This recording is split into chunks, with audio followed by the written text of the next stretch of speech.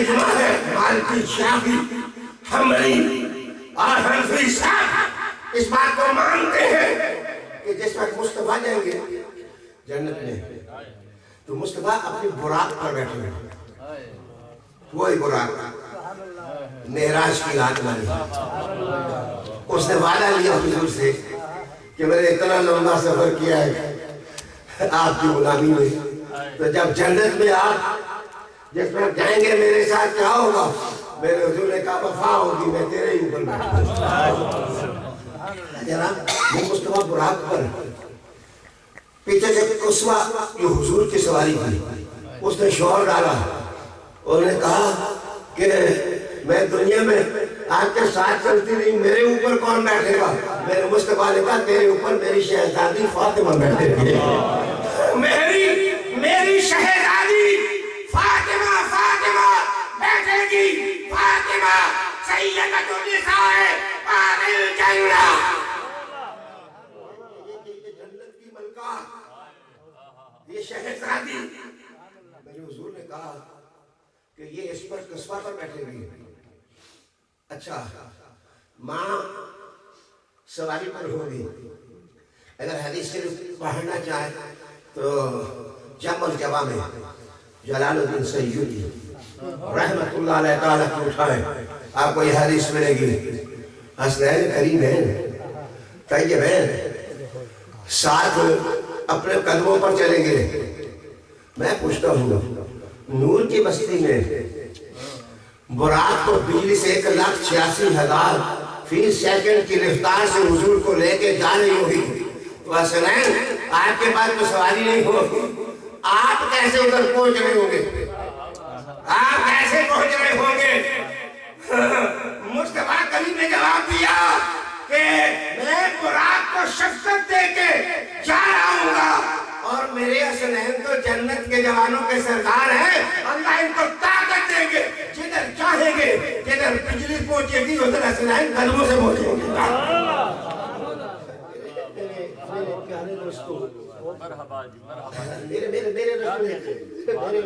میرے رسول کریم علیہ السلام نے مولا علی کو دیکھا تو دیکھ کے کہا کہ علی تیرا چہرہ تو ایسا ہے کہ نہ کسی سر، نہ کسی جنگ، نہ کسی حرب، نہ کسی تلوار کو دیکھ کر کے پھیکا پڑا ہے، وہ تو رونقوں والا چہرہ ہے۔ لیکن آج میں دیکھ رہا ہوں کہ کوئی چہرہ میں دیکھ رہا ہوں کہ پھیکا پڑا ہے۔ یہ بات سن کے اے علی وجہ کیا ہے؟ مولا علی نے کہا حضور یہ علی آپ کی ہر وفا کے امتحان اترا ہے،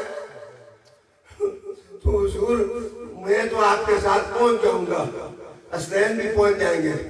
حضور کچھ ہمارے پیچھے دنیا میں بھی تھے جو ہماری محبت کی غذا کھا کے جیتے تھے، ان کا کیا بنے گا جو پیار کرنے والے ہیں؟ میرے رسول کریم نے فرمایا والذی نفس محمد بیدہ، اس ذات کی قسم جس کے ہاتھ میں محمد کی جان ہے کہ اے علی جدھر تو جائے گا تجھے جانے والے بھی ادھر ہی جائیں گے۔ نعرہ تکبیر، نعرہ رسالت، نعرہ حیدری، نعرہ تحقیق۔ قد افلح المؤمنون۔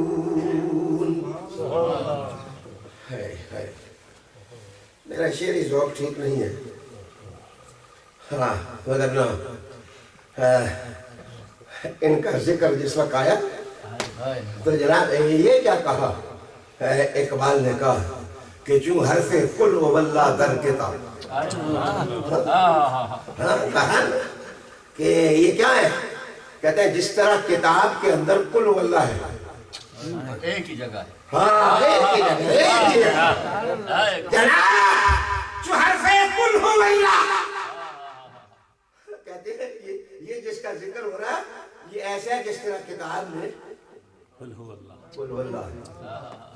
میں معاف کرنا، خیال تو یہ تھا کہ صرف 30 منٹ گفتگو کروں گا، لیکن میں ایک لطیفہ آپ کو انگلینڈ کا سنوں، لیکن ہے میرے موضوع سے متعلق۔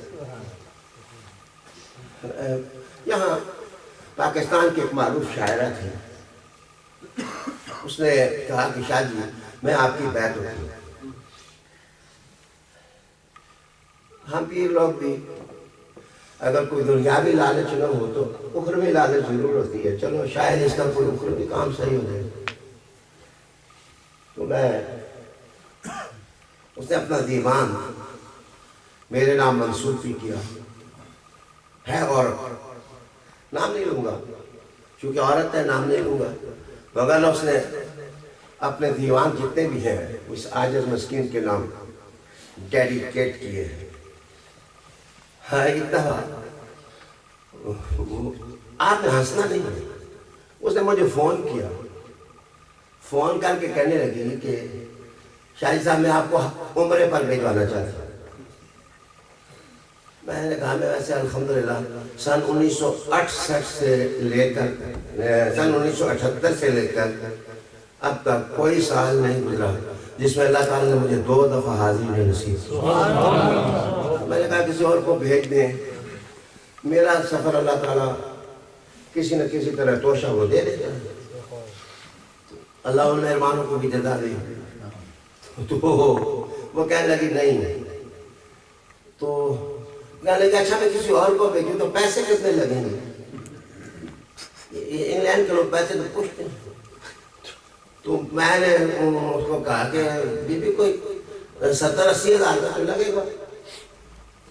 کہنے لگی یہ بڑا مہنگا عمرہ ہے، میرے پاس ایک ایسا بندہ ہے جو 10 پاؤنڈ میں عمرہ کراتا ہے. میں نے کہا کہ اپنے خاوند کا بھی کرائیں، اپنے والد صاحب کا بھی کرائیں، اپنی والدہ کا بھی، اور ایک اس سے میرے نام کا بھی کرائیں. میں آپ کا پیر ہوں. کہنے لگے ہو گئی بات، ہاں جناب 10 روپے کا 10 پاؤنڈ کا عمرہ. اگلے سال جب میں گیا تو چشتی صاحب اتفاق سے ان کا سارا خاندان انگلینڈ سے عمرے پر چلا گیا. تو میں نے کہا مجھے وہ بندہ کو ملائیں. وہ بندہ جس وقت مجھے ملا تو میں نے کہا یار یہ 10 پاؤنڈ کا جو عمرے کا میجک ہے یہ ذرا مجھے سمجھا. وہ کہنے لگا شاہ جی یہ تو جائز ہے، آپ تو پڑھے لکھے ہیں، آپ کو تو پتا ہے. میں نے کہا کیا؟ کہنے لگے ہر ہفتے والے دن قباء مسجد میں جا کے 2 رکعتیں پڑھ لو تو عمرہ ہو گیا. میں نے اتنے عمرے کرا دیے. میں نے کہا کہ اس نے اس کو کہا کہ تو بڑا بے ایمان آدمی ہے، تو نے میرا سارے عمرے ضائع کر دیا. مجھے پتا چلا کہ ایسا تو نہیں ہوتا.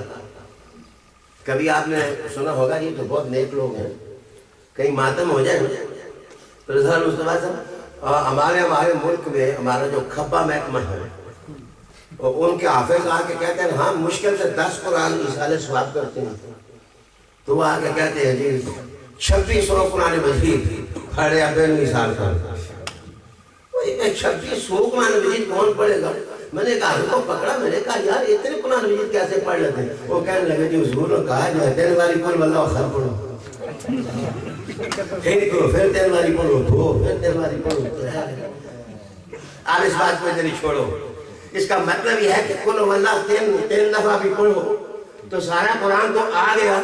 ڈاکٹر اقبال بڑا دانا تھا، اس نے کہا کہ یہ ان کا مقام کیا ہے؟ فرمایا کہ حرف قل هو اللہ، کہ جس طرح قل هو اللہ پڑھو تو سارا قرآن ادھر آ جاتا ہے. وہ کہتے ہیں نام حسین لے لو کہ تو حسین جائے گا اور محمد کا قرآن جائے گا.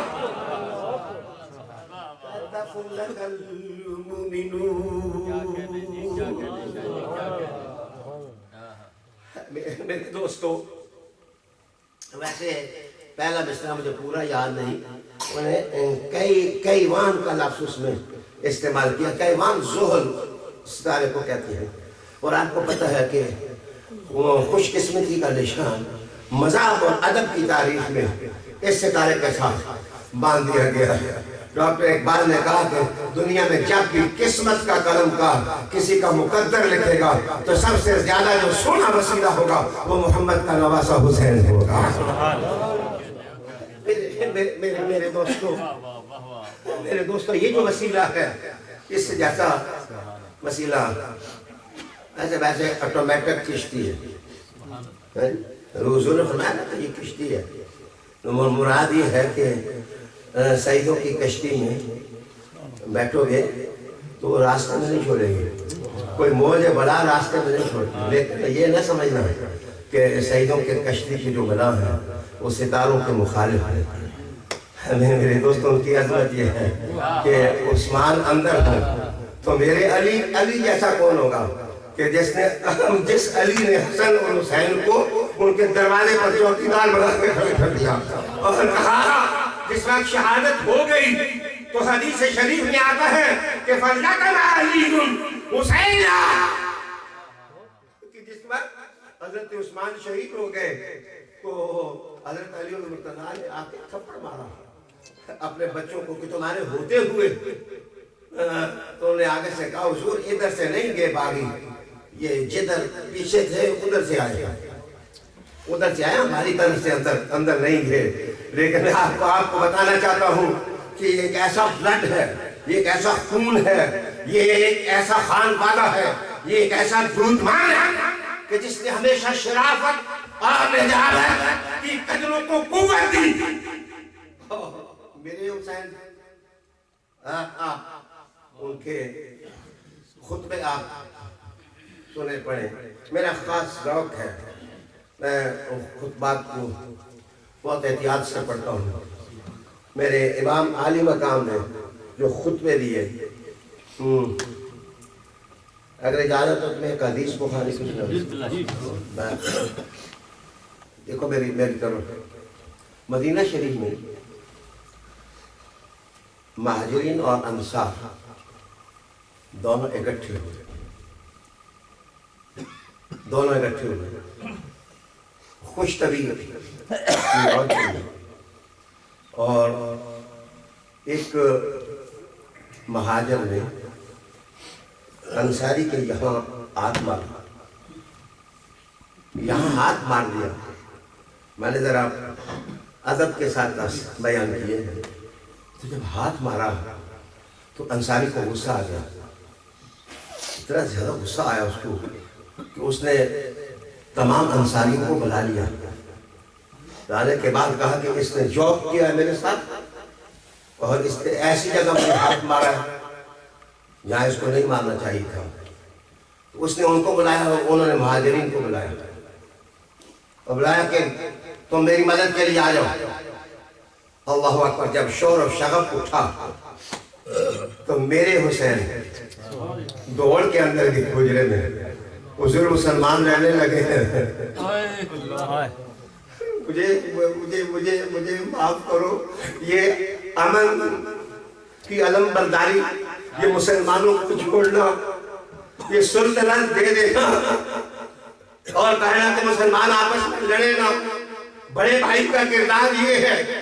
اور جو چھوٹا بھائی ہے وہ حضور نبی کریم کو کہتا ہے کہ حضور بار لڑائی لگنے لگی ہے، جان رحمت اور جان جمالت صلی اللہ علیہ وآلہ وسلم باہر کرتے۔ ہائے کیا لہجے میں نور تھا میرے مصطفیٰ کریم کے۔ ابن عباس نے سچ کہا تھا کہ اذا تکلم روحیۃ النور یخرج من ثنایا، میرے مصطفیٰ بات کرتے تو ان کے منہ سے ایسا نور نکلتا کہ محفل ساری تو اللہ کے نور میں ڈوب جاتی۔ تاجدار نبوت صلی اللہ علیہ وآلہ وسلم باہر نکلے۔ پتہ ہے چلو دو لفظ کے، تم میں سے جو مجھے مانتا ہے، تم میں سے جو مجھے مانتا ہے وہ کھڑا رہے، اور جو نہیں مانتا وہ الگ ہو جائے۔ کوئی شخص نہ اٹھا الگ ہوا، سب، اس کا مطلب ہے سب مانتے ہیں۔ میرے حضور نے پتہ کیا کہا، یہ جو حرکت کی ہے یہ بہت گندی ہے۔ میرے حضور نے کہا کہ انہا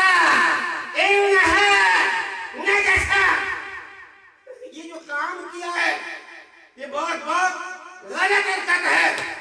تو آواز اٹھی مہاجرین اور انصار میں سے سارے، انہوں نے کہا کہ یا رسول اللہ آپ گناہ بھی تو بخشوانے والے آپ ہی ہیں، ہم صاحب کی معافی کروا دیں۔ تو کہتے ہیں جس پر میرے حضور نے ہاتھ اٹھائے، ہاتھ اٹھانے کے بعد کہا یا اللہ ان سب کو معاف کر دے. پھر آپ کی آنکھوں میں آنسو آئے اور میں توبہ لکم تمہیں مبارک ہو جائے. میرے اللہ نے کہا تم سب کے گناہوں کو معاف کر دیا گیا ہے. معاف کریے. آئیے کوئی آج کربلا میں بھی پوچھنے والا تھا کہ کون کون نبی علیہ السلام کو مانتا ہے؟ کائنات محمد عربی کی نبوت اور ان کی رسالت کو تسلیم کرنے والا ہے. معاف کرنا کہاں وہ ناس برداریاں کہ ابو بکر صدیق بھی ہوتے تو حسنین آ جاتے تو ہاتھ باندھ کے کھڑے ہو جاتے. جناب افضل البشر بعد النبی ابو بکر ہی تھے, لیکن ابو بکر سے پوچھا جائے کہ آپ ہاتھ باندھ کے کھڑے کیوں ہوئے ہیں؟ فرمایا کہ احکام قوانین اور ہیں لیکن عشق کے نظارے تو اور ہیں. عشق کے نظارے جلوے تو کچھ اور ہے. جن کی خاطر میرے مصطفیٰ کریم میں وہ لفظ لا نہیں سکتا, حدیث کے یاد ہے مجھے لیکن میں کہہ نہیں سکتا. علماء بیان کرتے ہیں لیکن جس وقت حضور اس طرح ہوئے ہوں گے, اس طرح ہاتھ اس طرح رکھ حضور تانے اس طرح کے بدن مبارک کو اٹھا کے کہا ہوگا حسین آنا میرے اوپر سوار ہو گئے. میں پوچھتا ہوں یہ نقشہ کیا ہے؟ میں نہیں مذاق کروں گا, میں ان الفاظ کو نہیں کھولوں گا. میں تو صرف اتنا کہوں گا حضور ایسے ہوئے اور بتایا کہ ان حسنین کریمین کا کیا کہنا ہے جن کی سواری مصطفیٰ کا وجود ہو.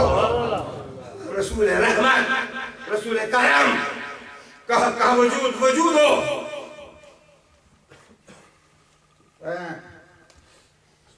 ایک دفعہ ناروال گیا بہت بڑا جلسہ ختم ہوا تو میں باہر نکلا تو ایک شخص نے کہا کہ شاہ جی ہاتھ پار نکالنا. میں نے ہاتھ پار نکالا تو میرا انگوٹھا چوسنا شروع کر دیا اور میں نے کہا بھلے بھلے چھوڑ اس کو. وہ کہنے لگے جی آج ساڑھے مولانا صاحب نے مسئلہ بیان کیا کہ جڑا بندہ پاگل ہو جائے کتا کٹنے کی وجہ میں کوئی صحیح و نسل صحیح ہو نہیں, اس کے پاؤں کی گھوٹے کے پاؤں کے نیچے سے مٹی اٹھا کے منہ میں ڈالنا ہے. تو دستور العلماء میں علامہ احمد ندوی نے یہ بات لکھی ہے. انہوں نے لکھا کہ اس جنوں کے مرض میں وہ شخص فوت نہیں ہوگا, اس لیے کہ آل محمد کی نسبت یہ ایسی ہے کہ اللہ اس کی وجہ سے پاگلوں کو جو ہے وہ خیرت کی قوت عطا فرما دیتا ہے. دوستو جن کے پاؤں کی مٹی جو ہے وہ عقل و فکر کی عظمتیں ادا کرے. جس وقت آل محمد کی زبان سے قرآن نکلا ہوگا جلوہ کیا ہوگا, اور شہادت کا جام پی کے جس وقت سر حسین سے قرآن پڑھا جا رہا ہوگا اس کا جلوہ کیا ہوگا, اس کا جلوہ کیا ہوگا. میرے دوستو دیکھو دنیا میں 3 قسم کے لوگ پڑے ہیں. ایک ہیں آل شہادت, دوسرے ہیں آل جمال جمالیاتی, اور تیسرے کون ہیں وہ ہیں آل احسان, دوسروں کو نوازنے والے, اپنی خواہشیں دبانے والے, دوسروں کو نوازنے والے. مذہب کی تاریخ میں جس مذہب میں یہ 3 کام پیک پر ہے اس مذہب کا جھنڈا کوئی سر نہیں ہے. تو میں آپ سے پوچھتا ہوں کہ میرے پیاروں شہادت والوں میں ڈھونڈو, تلاش کرو. جس شخص نے شہادت کا جام کیا ہے وہ قابل اکرام ہے, سلام اس کو. لیکن میں آپ کو بتاؤں یہ انداز شہادت اپنا ہی ہے، یہ انداز اپنا ہی ہے.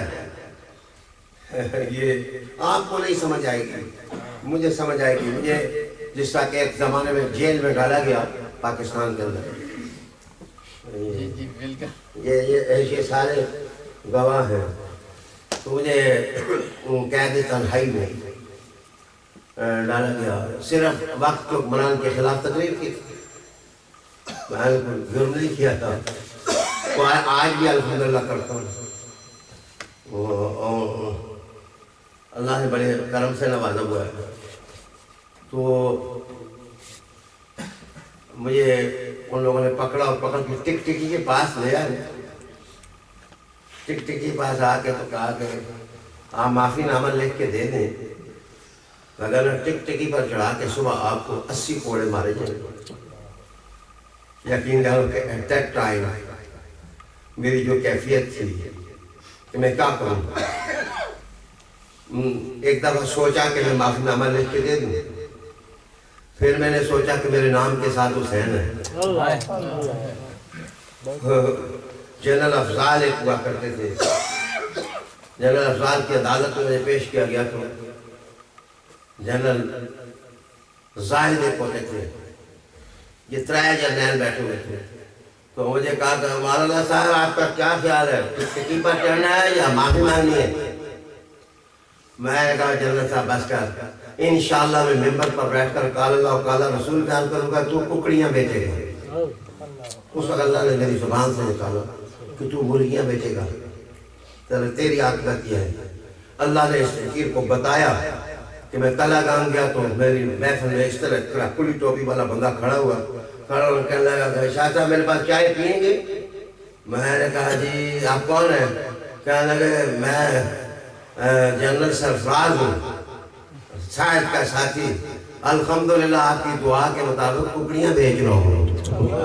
میں نے یہ یہاں بہت سارا کاروبار شروع کیا اور ہر سال شاہ صاحب کم از کم 4000 مرغیاں مار جاتی ہیں. خدا واسطے معاف کر دو، کوئی یہ اس کو پھل تو لگے. اب آؤ میں بتا رہی چاہتا تھا کہ بندے کو جوڑ کے کہو نا کہ تمہیں ٹک ٹکی پر چڑھاتے تو ایک دفعہ بندہ لرزتا ہے، لیکن آؤ کربلا میں بھتیجے شہید ہو جائیں گے، بیٹے شہید ہو جائیں گے، معصوم شہید ہو جائیں گے، تمہاری آنکھ میں ان کے خیموں کو آگ لگا دی جائے گی. گھوڑوں کی ٹاپوں کے نیچے لاشوں کو روندا جائے گا. اب آنکھ بڑھا، تمہارے پاس مہلت ہے، یزید کے ہاتھ میں آنے دو. حسین نے کہا کاٹے جائیں گے لیکن محمد کی عظمتوں کا جھنڈا سرنگوں نہیں کریں گے. نعرہ تکبیر، نعرہ رسالت، نعرہ حیدری، یا حسین یا حسین. میرے دوستو سر کاٹا گیا اور شورا گائے عشق میں سر کاٹ کے پھر شام سے پھر آپ کا سر ناز مصر میں، اور آج وہاں مزار ہے. تو متنبی کا مجھے ایک پیراگراف یاد آیا. متنبی نے ایک جگہ یہ شعر کہہ دیا کہ میں کوٹ اپنا کھولوں تو اس میں سے 10 سورج نکلے جن کی روشنی ہے. تو کسی بندے نے کہا یہ نعت ہو سکتی ہے، تیرا کوٹ کے در اس میں سے تو بدبو آتی ہے کہ تو کوٹ کھولے تو 10 سورج طلوع ہو. متنبی نے کہا تم بھی بے وقوف ہو، تمہارا شعری ذوق بہت کمزور ہے. جس آقا کے غلاموں کا عالم یہ ہوگا اس آقا کا اپنا عالم کیا ہوگا. کہ جناب رسالت مآب صلی اللہ علیہ وآلہ وسلم کی عظمتوں اور فضیلتوں کا عالم کیا ہوگا. میرے دوستو حسین کا مقام یہ ہے تو میرے محمد مصطفیٰ کا مقام کیا ہوگا. میں نے رات کو ایک بات بیان کی، بس سمیٹوں اس بات کو کہ کہتے ہیں کہ ابراہیم علیہ السلام مہمان نواز تھے. مہمان نوازی کرتے کرتے ایک بندہ 80 سال کا دیکھا تو انہوں نے کہا آج تمہیں روٹی کھلاؤں. تیرا مذہب کیا ہے؟ اس نے کہا مجوسی ہوں۔ ابراہیم علیہ السلام کے دل میں خیال آ گیا کہ یہ ہے تو کافر ہے، اس کو میں روٹی کدھر میں کھلاؤں؟ تو اللہ تعالیٰ کی طرف سے فرشتہ آیا اور آپ نے کہا ابراہیم اس کو کفر کے ساتھ میں 80 سال سے روٹی کھلا رہا ہوں، تو ایک دن بھی نہیں کھلا رہا، اس کو 80 سال۔ میرے دوست کو جو درد ہے وہ انسانیت نوازی کا نام ہے۔ اللہ والے جتنے وہ مخلوق کو نوازنے والے ہیں اور اللہ سے لو لگانے والے ہیں۔ مجھے بتائیے جو ایک وقت کی روٹی اللہ کے لیے دے دے وہ خلیل ہو جاتا ہے، تو مجھے بتائیے اس حسین کا مقام، حسن کا مقام کیا ہوگا؟ اور بچوں آپ کو پتہ نہیں ہے 27 لاکھ مربع میل زمین کا حکمران، اور جس کا قتل و غارت ہو رہی ہے، تو میرے حسن نے کہا صلح کر لو اس لیے کہ مسلمانوں کا خون بچ جائے، ہماری ضرورت ریاست نہیں ہے، جو بچ گیا وہ پہنچا ہے دیوار یار میں، اس بوریے پہ تخت سلیمان کے ساتھ ہو۔ اللہ تعالیٰ کے لیے یہ سخاوت نفسی ان لوگوں کے اندر، شہادتیں ان کے اندر۔ اور تیسری چیز جمال، کہ دنیا میں بڑا بندہ وہ ہوتا ہے جس کو روحانی لحاظ سے کسی سونے بندے کی زیارت کرے۔ میں اگر ابھی کہوں نا کس کو حضور کی زیارت ہوئی ہے تو شاید 10-15 بندے اٹھیں کہ مجھے خواب میں زیارت ہوئی ہے۔ اب مجھے بتاؤ جس کو خواب میں دیکھنے سے جناب جنت سارے دروازے کھولے کہ تو نے مصطفیٰ کا چہرہ دیکھ لیا ہے، مجھے بتاؤ اس حسین کا مقام کیا ہوگا جو دل میں کتنی مرتبہ جمال مصطفیٰ طواف کرتا ہوگا۔ ان کی نگاہیں میرے دوستو آج کے اس اجتماع میں حسنین کریمین کا کردار ہمیں کیا سبق دیتا ہے؟ قرآن مجید کے ساتھ وابستہ نظام مصطفیٰ کی تلاش،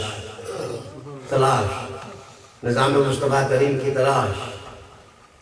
میرے پاس ایک صاحب آئے تھے، انہوں نے کہا تھا کہ آپ کا تعاون چاہیے۔ میں نے کہا میں سمپلی ریولیوشن کے لیے نہیں ہوں، اسلامک ریولیوشن کے لیے، قرآنک ریولیوشن کے لیے، مصطفی ریولیوشن کے لیے۔ ہماری ہڈیاں، ہمارا گوشت، ہمارا کوشت، سب کچھ مصطفیٰ کے دین کے نام پر اللہ قبول کر لے۔ اس محفل میں میری بات سننے والوں اپنی جنریشنز کو تباہی سے بچاؤ، اپنے بچوں کو تباہی سے بچاؤ۔ اور میں آج ان کو سنا کے آیا ہوں، حاضر سروس جنرل ہے پاکستان کا، اس نے قبطان تھا تو میری بیعت کی، آج وہ جنرل ہے۔ تو میں نے اس کو بلایا 15 سال بعد، تو آیا، تو میں نے اس سے پوچھا اپنا جنرل صاحب بچوں کے ساتھ کیا ان کو پٹی سپارے پڑھائے؟ خدا کی قسم خوش کر لیا۔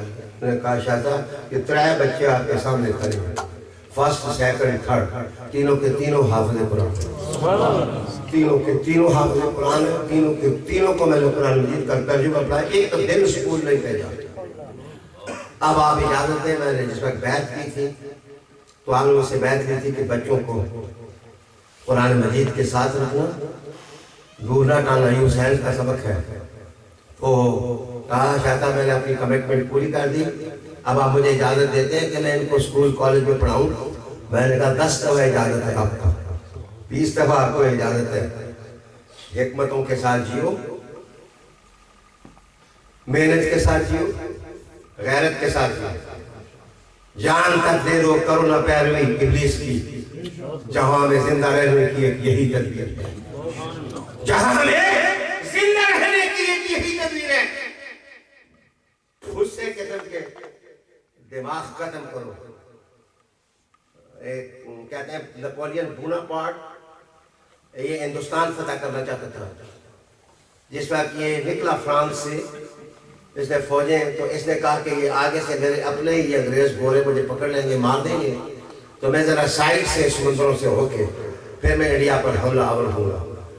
تو انڈیا کے جو لوگ تھے ان سے وہ بہت ہراسا تھا، انہوں نے کہا ان کو جب تک میں شکست نہیں دیتا میں چھوڑتا نہیں ہوں. تو کرتے کرتے مصر جا چلا گیا. جس وقت مصر چلا گیا تو ایجپٹ میں جانے کے بعد اسے تمام فتح ہو گیا ایجپٹ. تو نپولین بوناپارٹ نے مصر فتح کرنے کے بعد سارے علماء کو بلایا. سارے علماء کو بلا کے کہا یہ لطیفہ نہیں ہے, سوچنے والی بات ہے. اس نے نپولین بوناپارٹ نے کہا کہ ہم سارے مسلمان ہوتے ہیں, ہم سب مسلمان ہوتے ہیں. ایک فاتح شخص فوجوں سمیت اس نے آفر دی کہ ہم مسلمان ہوتے ہیں. تو معاف کرنا, علماء نے کہا کہ یہ ہمارے اندر ابزار ہو جائیں گے, ہمارا تو یہ ستیہ ناش کر دیں گے, ہمارا مذہب نہیں بچے گا, ہماری غیرت نہیں بچے گی. تو جو بڑے مفتی صاحب تھے, ہنسا میں اس لیے ہوں, انہوں نے کہا کہ ہم آپ کا اسلام قبول کرتے ہیں لیکن ہماری شرط ہے کہ آپ کی جتنی فوجیں ہیں ان کو ختنہ کرانا پڑے گا. اگر آپ ختنہ کرا لیں تو سنت ہے, تو ہم آپ کے اسلام کو قبول کرتے ہیں. نپولین بوناپارٹ نے کہا کہ یہ بڑا مہنگا سودا ہے, اب ہم کتنے ڈھونڈے چڑھیں گے. تو میں نے ہنس کے کہا تھا کہ اگر مصر کے علماء میں یہ فقیر ہوتا تو ان کو کہتا تمہارا اسلام قبول ہے, چلو کچھ دن تو ہم ویسے ہی گوارہ کر لیتے ہیں. اس لیے کہ خواجہ غریب نواز کا طریقہ یہ تھا کہ جو گندے بندے ہیں ان کو سینے سے لگاؤ, جس وقت سینے سے لگاؤ گے ایک دن اپنے گھر خود ہی اتاریں گے, اور اتارنے کے بعد وہ جو ہے وہ اٹریکشن محسوس کریں گے اسلام کے اندر.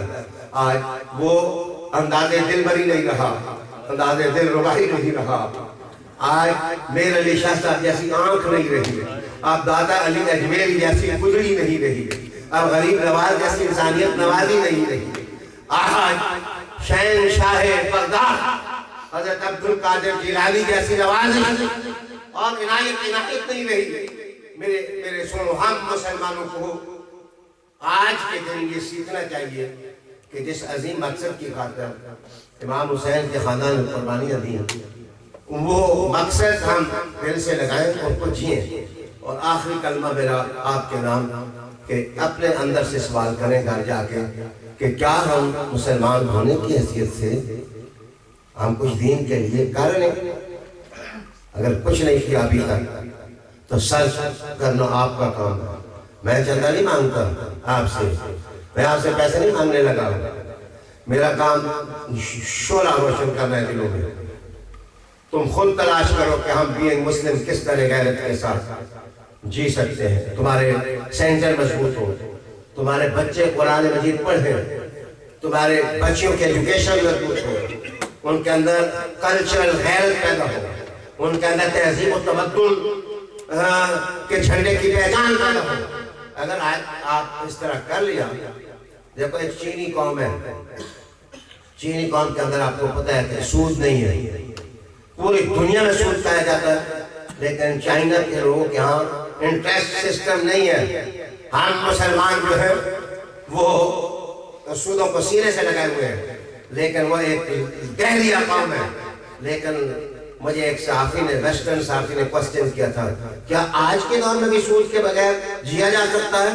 میں نے کہا تھا ایک ارب لوگ چائنا میں سود کے بغیر جی رہے ہیں. کیا اس نے اس طرح ہونٹ کاٹے. میرے دوستو, خلافت ایک نظام ہے جس کی خاطر حسین نے قربانیاں دی. یہ ایک سسٹم ہے. آپ چاہتے تھے کہ واپس لائیں وہی نظام جو صدیق اکبر کا نظام ہے, جو فاروق اعظم کی عدالت ہے, جو اسماعیل غنی کا نظام ہے, جو علی المرتضیٰ کا نظام ہے. وہ اس کو بیک بازگشت اس کے کرنا چاہتے تھے, بس نہیں بیعت کی. اس پر معذرت خانہ لہجہ کیا استعمال کرنا, یہ تو عظیمت کی بات ہے, غیرت کی بات ہے. انشاءاللہ قیامت تک یہ جو آپ بناتے ہیں, حلیمیں کھاتے ہیں, کھلاتے ہیں حسین کے نام پر, یہ آپ نہیں کرتے.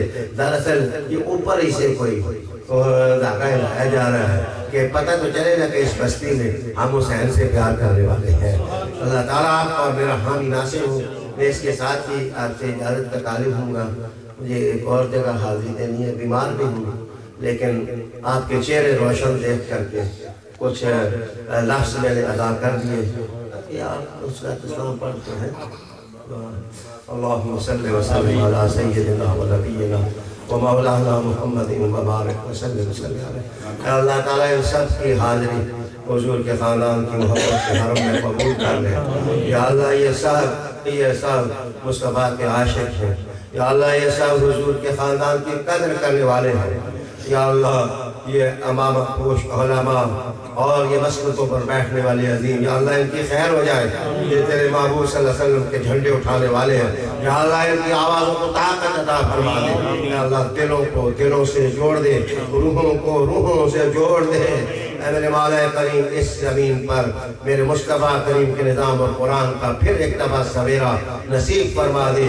وصلی اللہ تعالی علی رسول خیر خلق. صفحے بنا لیں، اذان ہوگی اس کے بعد دوست سے اجازت کرتا ہے.